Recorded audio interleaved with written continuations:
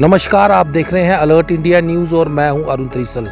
आज हम उस इलाके में आए हुए हैं जिन इलाकों से बाहरी राज्यों में लोग काम करने के लिए गए हुए हैं और कोविड-19 के चलते वहां पे फंस गए हैं। आज इन इलाकों में आने का हमारा यही एक मकसद है कि इन लोगों का दुख दर्द जाना जाए और इनकी आवाज़ जो है वो सरकार तक पहुंचाई जाए। इन लोगों का क्या कहना है, आइए इनसे ही सुनते हैं इनकी ज़ुबानी।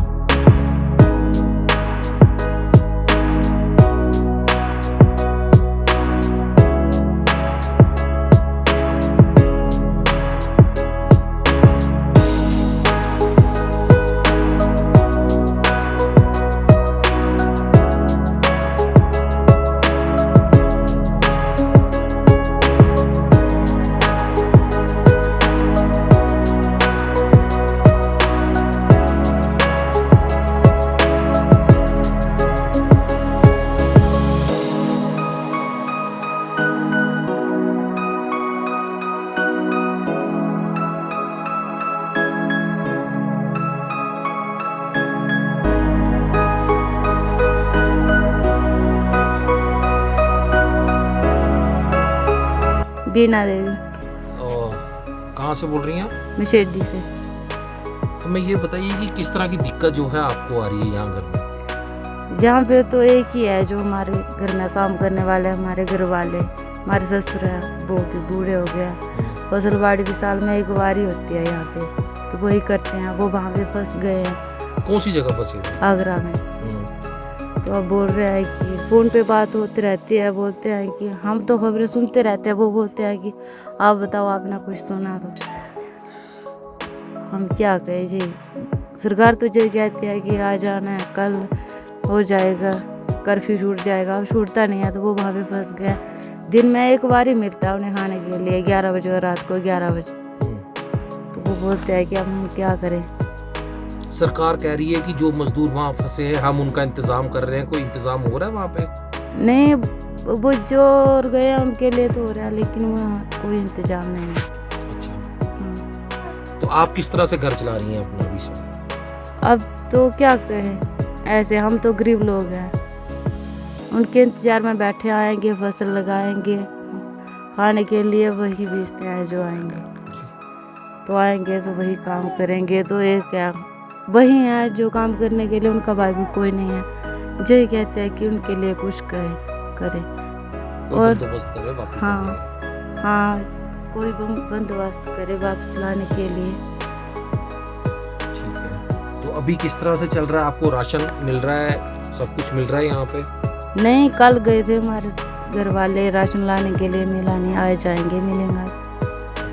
हाँ। घर में कौन कौन है आपकी फैमिली में? हमारे ससुर है, हमारे सास है। एक ही बेटा है उनका? हाँ, एक ही बेटा है उनका। वही कमाने वाला है? हाँ, वही है कमाने वाले। कितने महीने से वो गए हुए हैं बाहर? 2 महीने हो गए। आपका? ठाकरी देवी। हाँ जी, बताइए, आपका बेटा कहाँ है? आगरे में। क्या काम करता है वो आगरे में? वो स्टोर में गया हुआ है। पल्लेदारी करता है? हाँ जी।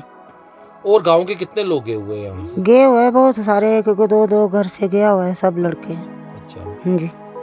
तो कोई फोन पे बात होती है, क्या कहता है वो? वो बोलता है कि रोटी पानी का कोई अरेंजमेंट नहीं है, एक टाइम मिलती है रोटी। कितना इंतजार है आपको उनका? आ जाए घर में तो ठीक ही है, इंतजार तो अभी इंतजार ही है। 1-2-4 दिन में आ जाए तो ठीक है। हाँ जी, घर में भी परेशान, वो भी परेशान है वहाँ पर। कितने बेटे आपके? एक ही है।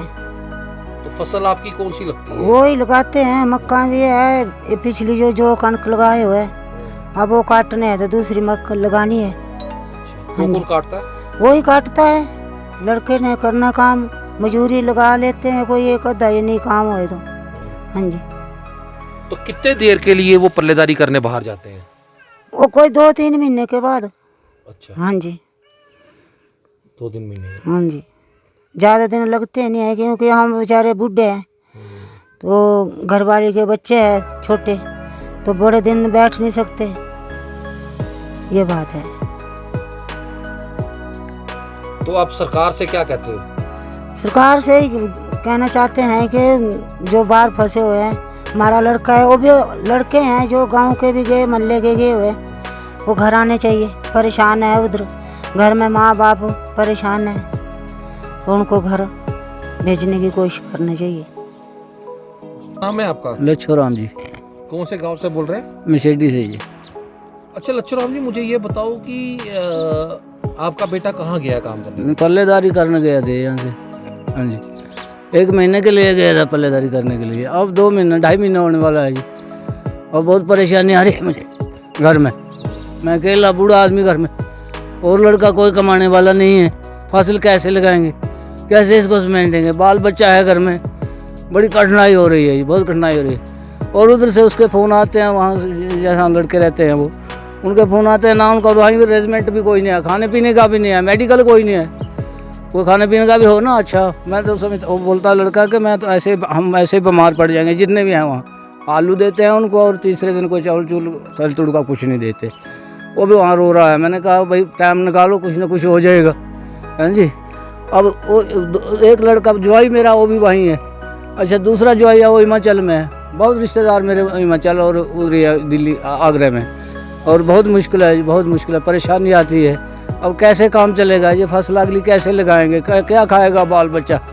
हाँ जी, मैं तो ये चाहता हूँ कि वहीं उनका मेडिकल हो, और वहीं प्रशासन जो है उनका 14 दिन का जो भी होता है, जैसे भी क्वारंटाइन जो भी है वहीं हो के तो उनको क्लियर घर पहुँचाया जाए। हमारा प्रशासन भी यही कोशिश करे, जम्मू कश्मीर प्रशासन जो है इनको भी कोशिश करनी चाहिए कि ये जल्दी से जल्दी हमारे जितने भी नागरिक हैं, मेरा नहीं, मेरा बल्कि और भी बहुत है यहाँ मेरे, यहाँ से यहाँ मेरा लड़का है, वहाँ कोई 300 लोग हैं, नागरिक हैं, नौजवान हैं, और वही नौजवान जो घर में काम करते थे और बेरोज़गारी की वजह से जाना पड़ा उनको, बेरोज़गारी की वजह से उनको जाना पड़ता है वहाँ, और 1 महीने के लिए। और जहाँ काम करते हैं वो दिन रात का काम है, जैसे कि बैंतर होते हैं या कोई उनकी तरह काम होता है, फिर घर में आकर के उनको कुछ दिन आराम करने के बाद उनका आदमी बनता है, तो वहाँ पर परेशान, ऐसे ही बीमार पड़ जाएंगे वो, जितने भी नागरिक गए हैं वो ऐसे ही बीमार पड़ जाएंगे, मुझे तो ये लगता है जी।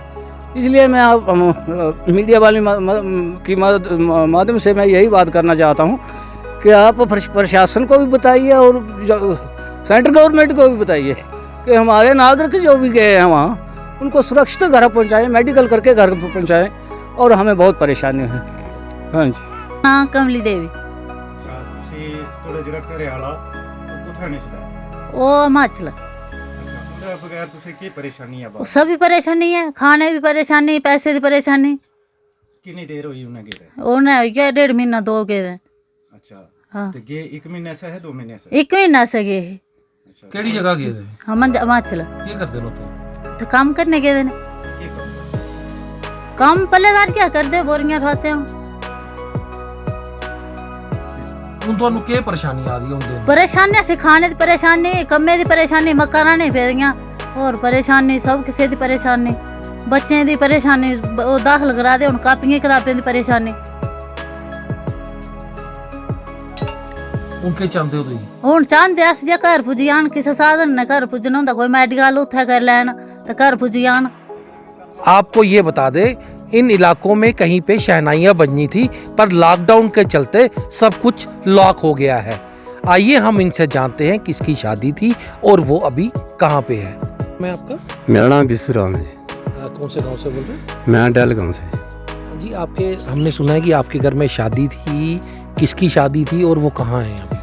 सर ये मेरे लड़के की शादी है 26 अप्रैल को, तो वो है इस टाइम गुजरात के सूरत में। तो अगर शादी तो है ही, पर वो लड़का तो घर में है नहीं, तो अब शादी कैसे करेंगे। अगर हो सके कोई मुमकिन है बात तो मेरे लड़के को घर पहुंचा दे। लड़के को नहीं, यहाँ के मेरा ये वार्ड नंबर 2 है, डाल जो पंचायत, कोई 47 बंदे हैं वो उधर ही, मतलब तो वो सब घर आना चाहते हैं। तो अगर हो सके मुमकिन है तो आ जाओ तो बहुत बेहतर है, अगर नहीं हो तो क्या करना है, वही है बात, जान है तो जान है, ये बात सर। जी क्या नाम है? मेरा नाम तीना देवी है और मैं पंचायत डाल बजोई की नायब सरपंच हूँ। वार्ड नंबर 2 है मेरा। जी। आप बताइए कि आपके वार्ड से कितने लोग बाहर गए हुए हैं? मेरे वार्ड के 47 लोग बाहर हैं और अभी बैसाख महीने में यहाँ पे मक्की शक्की बीजने का काम भी है। अगर अभी मक्की बीजेंगे तो आगे को खाएंगे, अगर नहीं बीजेंगे तो कैसे खाएंगे। ये बहुत बड़ी प्रॉब्लम है यहाँ की, हमारे पहाड़ी एरिया में। और हो सके तो ये इनको सभी को घर लाया जाए, अगर इनके टेस्ट वगैरह करके जैसे हमारे कठुआ में भी जगह है, वहाँ उनको 14 दिन के लिए रखा जाए। वहाँ पे नहीं है जगह तो डिग्री कॉलेज देवल में रखा जाए, उनका मेडिकल करवा के जितने दिन तक उन्होंने उधर रखना है उनको रख के फिर उनको घर पहुँचाया जाए। मैं अपनी बात करूंगा। मेरा खुद का भाई गुजरात में बीटेक की पढ़ाई के लिए गया था, तो अभी गुजरात में उनके हॉस्टल वगैरह वो तो खाली कर दिए हैं, सभी बच्चे अपने अपने चले गए हैं। जो लोकल थे या आसपास के थे वो चले गए, लेकिन जो जम्मू के थे वो 3 ही लड़के थे वो वहाँ रह गए हैं। अब इतना बड़ा कैंपस है, वो बीटेक कॉलेज है, गवर्नमेंट इंजीनियरिंग कॉलेज है गुजरात में, तो वहाँ पे वो 3 लड़के हॉस्टल में रह रहे हैं जम्मू के। वैसे हमें फ़ोन पे तो वो बताता है कि खाना भी मिल रहा है, सब कुछ है, लेकिन हॉस्टल में 3 लड़के इतने बड़े कैंपस में रहना मुश्किल बात होती है। अब इसमें भी पता नहीं कितनी की सच्चाई है कि उसे खाना मिल रहा है या नहीं मिल रहा है, या चाहता होगा कि घर वाले परेशान ना हो, तो इस वजह से भी वो सच्चाई नहीं बताता हो। इसमें भी कोई सच्चाई नहीं है। मज़दूरों की बात हमारे चेयरमैन साहब ने की, नायब साहब ने की, बिल्कुल सही बात है। खाने का उन्हें खाने का दावा किया जा रहा है कि मिल रहा है, लेकिन उनमें जो है 20% जो है वहाँ उन्हें खाना वगैरह सब कुछ मिल रहा है, लेकिन 80% जो है वो परेशानी में है। ना उन्हें खाना मिल रहा है, ना उन्हें रहने के लिए घर है। हमें फ़ोन करके वो बताते हैं और वो घर आना चाहते हैं। इस पे सरकार से भी मेरी निवेदन है, गुजारिश है कि थोड़ा स्पष्ट करें कि उनको आपने लाना है या नहीं लाना है। कहते हैं कि 20 के बाद रिलैक्सेशन देंगे, रिलैक्सेशन कैसे देंगे। लोगों के मन में शंका है, वो उन्हें पता क्लियर होना चाहिए कि मज़दूर भाई जो हैं वो 20 के बाद आएंगे, उनको लाने के लिए कुछ करेंगे या नहीं करेंगे। अगर उन्हें रहना है तब भी स्पष्ट कर दें कि वो उन्हीं राज्यों में रहेंगे, यहाँ नहीं आएंगे। या तो वो सीधा बता दें कि 20 के बाद रिलैक्सेशन मिलेगी या उनको लाने के लिए हम कुछ करेंगे। ये ना हो कि लोगों के मन में इंतज़ार है, घर वाले इंतज़ार कर रहे हैं। स्पष्ट ये चीज़ हो जानी चाहिए कि वो वहीं रहेंगे या यहाँ आएंगे। मेरी सरकार से यही रिक्वेस्ट है, बाकी बातें तो हो ही गई हैं। धन्यवाद। अच्छा साहिल जी, मुझे आप ये बताइए, अभी लखनपुर में एलजी साहब के एडवाइज़र आए थे फारूक खान साहब, उन्होंने ये कहा था कि जो बाहरी राज्यों में हमारे मज़दूर फंसे हुए हैं, हमारी उन स्टेटों की सरकार से बात चल रही है और वहाँ पे जो है खाना जो है उन लोगों को और रहने की सुविधा जो है वह प्रॉपर तरीके से मिल रही है। आप मुझे बताइए कि कितनी सच्चाई है इस बात में? सच्चाई सर ये क्या होता है कि खाना फ़ोटो बनाते हैं, 4 मज़दूर इकट्ठे करेंगे, फ़ोटो बनाएंगे तो बस वो जी हाँ जी हम खाना दे रहे हैं, हम खाना डिस्ट्रीब्यूट कर रहे हैं। हमारे कठुआ में हो रहा है, एसएसपी साहब ने बड़ी अच्छी मुहिम चलाई है, खाना सबको मिल रहा है। उन्हें पता चलना चाहिए, वो क्विक एक्शन लेते हैं। और मैं ये कह रहा हूँ हाँ जी, कि फारूक खान साहब की बात कितनी स्पष्ट है। जो बाहर लोग मजदूर फंसे हुए हैं, क्या उनको प्रॉपर तरीके से वहाँ पे देखा जा रहा है, फैसिलिटेट किया जा रहा है? नहीं, अगर वैसा देखा जा रहा होता तो वो हमें बताते। जो हमारे गांव के, अब मैं पूरे राज्य का तो नहीं बता सकता, लेकिन जो मेरे गांव के हैं, मेरे ब्लॉक के हैं, वो हमें फ़ोन करके बताते हैं। हमारे एमएलए साहब को फ़ोन करके अपनी बात बताते हैं कि हमारे सेठ ने भी हमें निकाल दिया है। अब वो पता नहीं कैसे सेठ हैं, उनने हमें बाहर निकाल दिया। वो जो स्टोर में काम कर रहे हैं, कोल्ड स्टोर में जो भी है, हमें ना रहने को है। अगर हम बाहर निकलते हैं तो हमें डंडे मारे जाते हैं। वो पुलिस को भी समझना चाहिए कि ये दूसरे राज्यों से, ऐसा कुछ नहीं है, इसमें बिल्कुल सच्चाई नहीं है। हाँ, कई जगह ऐसा हो सकता है, लेकिन इसमें पूरी तरह बिल्कुल सच्चाई नहीं है। हमारे साथ इस वक्त मशेडी के सरपंच हैं, उनसे बात करते हैं कि उनके मशेडी का क्या हाल है, क्या कहना चाहते हैं सरपंच साहब। जी सरपंच साहब। मेरा नाम करैमुद्दीन है। मैं मशेडी हल्के का सरपंच हूँ। मैं सबसे पहले जनाब का शुक्रिया, मीडिया साहब का, मीडिया जो आया है, जो हमारी खबर लेने के लिए आए हैं, और कोई पार्टी हमारे पास नहीं आई है। सबसे पहले आपका बहुत बहुत शुक्रिया अदा करते हैं कि जो हमारी बात गवर्नमेंट तक पहुंचा रहे हैं, डीसी साहब के पास भी पहुंचाएंगे और बहुत बहुत शुक्रिया करते हैं।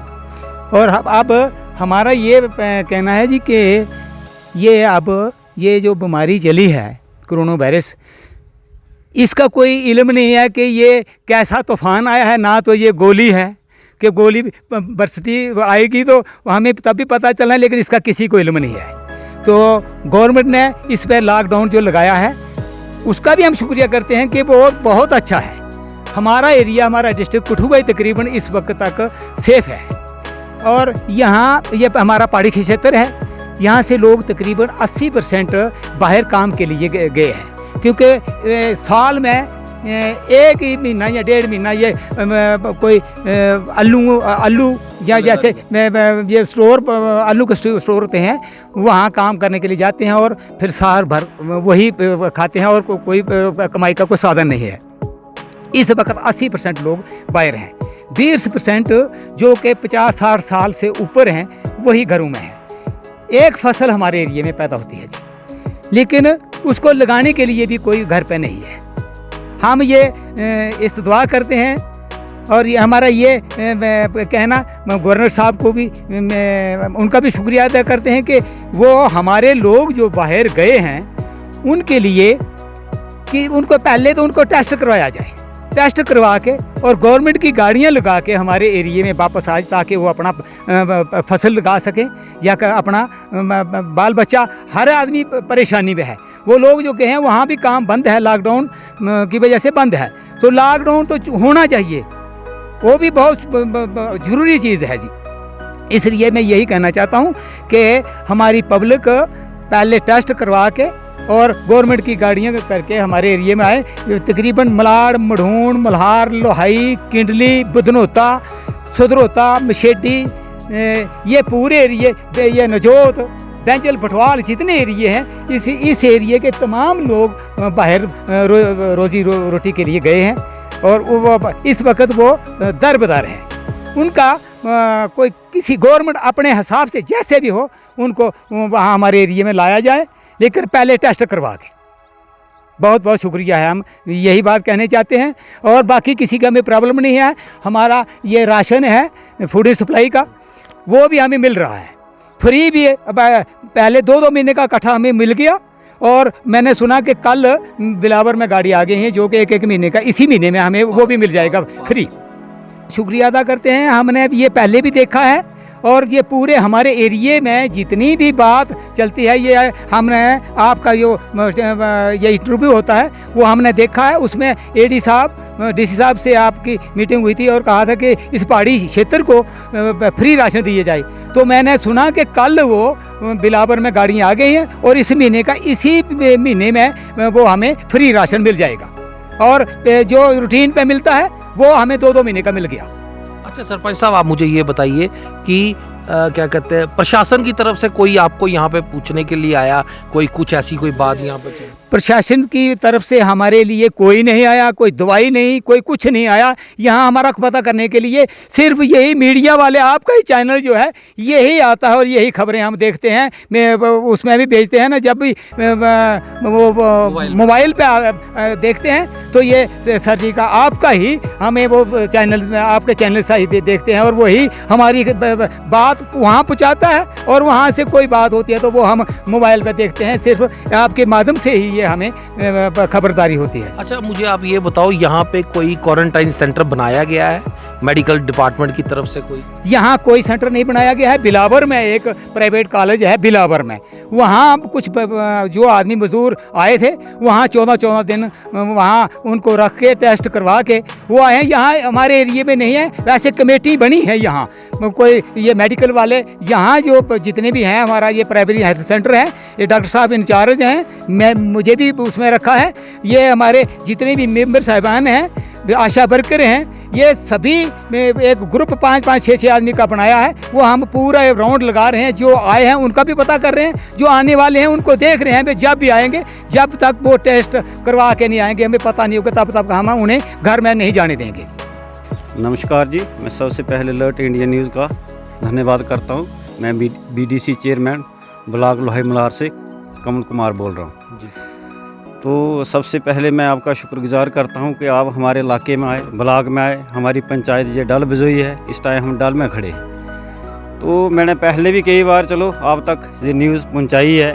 तो सबसे पहले मैं ये चाहता हूँ कि जो हमारे मजदूरी करने के लिए जैसे बाहर पंजाब, हिमाचल, आगरा, अलीगढ़, यूपी और भी कई जो डिस्ट्रिक्ट हैं जहाँ स्टेट में गए हैं, वो बहुत परेशान हो रहे हैं। कई बार हमारे पास कोई 200 फ़ोन दिन में आता है। तो हमने बोला कि कोई बात नहीं, हम आपकी लिस्ट बनाते हैं। मैं मैसेज आके लिस्ट बनाए कितने लोग बाहर हैं कैसे। तो हमने 4 ब्लॉक की लिस्ट बनाई।